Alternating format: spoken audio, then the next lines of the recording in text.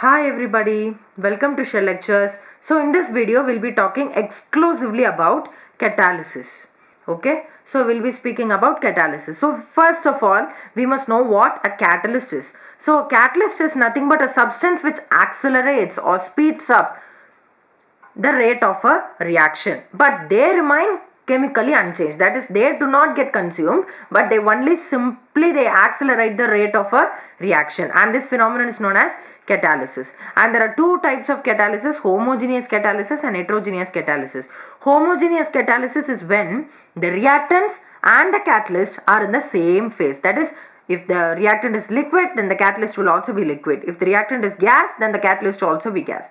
Such kind of catalysis is known as homogeneous catalysis, for which one example here given is SO2 plus O2 gives NO in the presence of NO gives SO3. This is gas, and the catalyst is also a gas. So the reactants and the catalyst are in the same phase. So this is an example for homogeneous catalysis. What about heterogeneous catalysis? They are in a different phase. The reactants and the catalyst are in different phase. That is, if the reactant phase is gas, then it will be solid, or if it's gas, then it will be liquid. So the phase will be different. Here we have SO2 plus O2 in the presence of platinum. The same reaction, but the catalyst is what differs. Gives SO3. Here solid is the catalyst, whereas the reactants are gases. So they are not in the same phase. Then we have promoters. The word itself says promoters. So here what is the function of promoters is that it increases the activity of catalyst.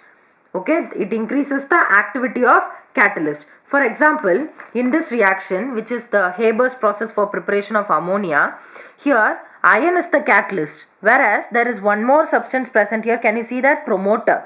That is molybdenum. So promoter enhances the activity of the catalyst, and catalyst speeds up the reaction. So promoter is nothing but the one which enhances the activity of the catalyst. Then we have inhibitors, which decreases the rate of a chemical reaction, okay, by increasing the activation energy. So it increases the demand for activation energy and decreases the rate of a reaction. Okay, for example, hydrogen peroxide reaction, glycerol, acetamide, if these kind of things are added, they are inhibitors. That is, they decrease the rate of reaction. Then we have autocatalyst. Autocatalyst are nothing but when a reaction occurs, the product will be formed. Am I right? The product themselves, one of the products will begin acting as a catalyst. Then such kind of a catalyst is known as autocatalyst. For example, here you can see CH3COO-C2H5 which is ethyl acetate plus water gives CH3COOH plus C2H5OH. This acts as autocatalyst. Before this product was formed, this reaction was somewhat low, but after this product was formed, the reaction speeded up. Okay, so such kind of a catalyst is known as autocatalyst. Then we have catalytic poison. So catalytic poison is nothing but one which destroys the activity of a catalyst. Okay, poison. So catalytic poison is something which destroys the activity of a catalyst. Okay, for a Haber's process, carbon monoxide, if we are adding carbon monoxide or hydrogen sulfide, it acts as a poison. So inhibitors and poison are similar in some ways. Then we have induced catalyst. Have I written here? No, I have not written here. So induced catalyst is there, a topic which has been excluded here. Induced catalyst. So when a chemical, for example, a chemical reaction is there, the chemical reaction will enhance the rate of another chemical reaction. Then such kind of a thing is known as induced catalysis.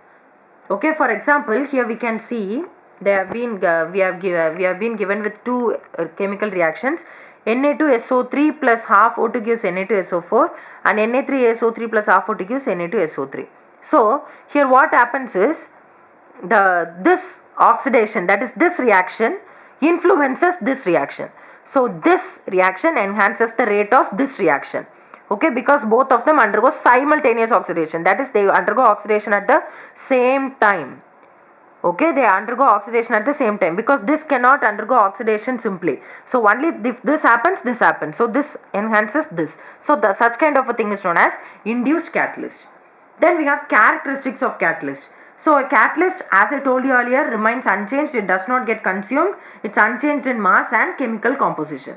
And a very small amount of very small amount of catalyst is enough for a reaction.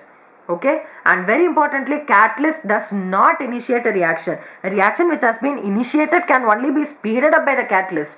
A reaction cannot be started by a catalyst. Okay, and if it is solid, if a catalyst is solid, it will be more efficient. If it will be more efficient when it is in the divided form. Okay, if it is a solid, then it will be more efficient in the divided form. And then the catalyst does not change the nature of the products. For example, if it is solid or liquid, due to the presence of a catalyst, it will not change its state of matter. Okay, and then we have a catalyst does not change the equilibrium state. That is, whenever it has to form the equilibrium, it will form the equilibrium. A catalyst does not influence the equilibrium. Okay, it only helps to decrease the time to attain the equilibrium. That is, it speeds up the reaction and decreases the time to attain the equilibrium, but it will not change the equilibrium state. And they are very specific in nature. That is, one reaction can be catalyzed by only one catalyst. Okay, and they can change the rate constant of the reaction. Then they participate in the mechanism of the reaction. They do not change enthalpy, free energy and entropy. Okay, because they are state function. About this we'll be dealing with in thermodynamics lesson. Okay, it's a state function, so it does not change enthalpy, free energy and entropy. And then we have theories of catalysis. The first thing is intermediate compound formation. So here it actually this theory explains homogeneous catalysis, and this theory explains heterogeneous catalysis. Adsorption explains heterogeneous, intermediate compound formation explains homogeneous. So what is intermediate compound formation? According to this theory, the catalyst will combine with one of the reactants and it will form an intermediate product, intermediate compound. I repeat, there will be two reactants, right? The catalyst will combine with one of the reactant and it will form an intermediate. And then what happens? The intermediate will react with the other reactant and it gives the product and also the catalyst. Okay, so the catalyst will react with one of the reactants and give an intermediate compound. The intermediate compound will then react with the other reactant and gives the product along with the catalyst back. Okay, it regenerates the catalyst. The reactants do not combine with each other directly. Instead, they are going with another step which actually provides them an alternative pathway with lesser energy of activation. Okay, so it's just an alternative pathway for them and it also provides some lesser energy. For example, here is a very good example which is given. Nitrogen oxide is a catalyst here. This is one of the reactants and this is the other reactant. So the catalyst reacts with this reactant and produces an intermediate NO2, and then the intermediate reacts with the other reactant and produces a product along with the catalyst at last. So this is known as intermediate compound formation theory. And then we have, intermediate compound formation theory supports homogeneous catalysis. That is, it explains homogeneous catalysis. And then we have adsorption, which explains heterogeneous catalysis. So here, the reactant molecules are actually adsorbed on the surface of the catalyst. So there are some points at the surface of the catalyst where these reactant molecules can get attached to. I told you that in the very first video of surface chemistry, I told you that adsorption is an exothermic process. So the heat of adsorption will itself provide the activation energy for the chemical reaction to proceed.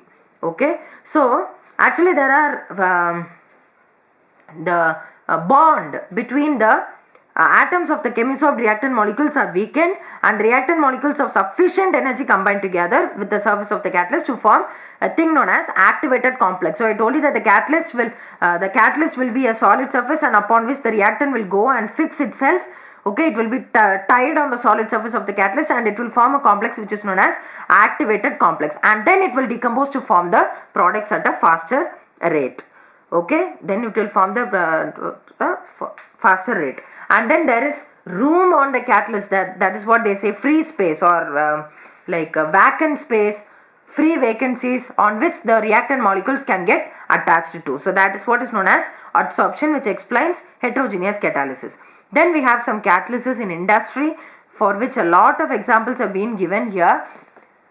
So for preparation of O2 from KClO3, it's MnO2, Haber's process, FeMO as promoter, Oswald's process for HNO3, platinum gauge, chamber process, nitric oxide, contact process, vanadium pentoxide, Dacon's process, copper chloride, Bosch process, Fe2O3 plus Cr2O3, that is iron oxide plus chromium oxide, Bosch manufacture of vegetable ghee, nickel, platinum, palladium, hydrolysis of ester, aqueous sulfuric acid, aldol condensation OH minus, enolization of ketone H plus or OH minus, cracking of hydrocarbon zeolites, decomposition of O3 chlorine atom, then carbon monoxide oxidation NO.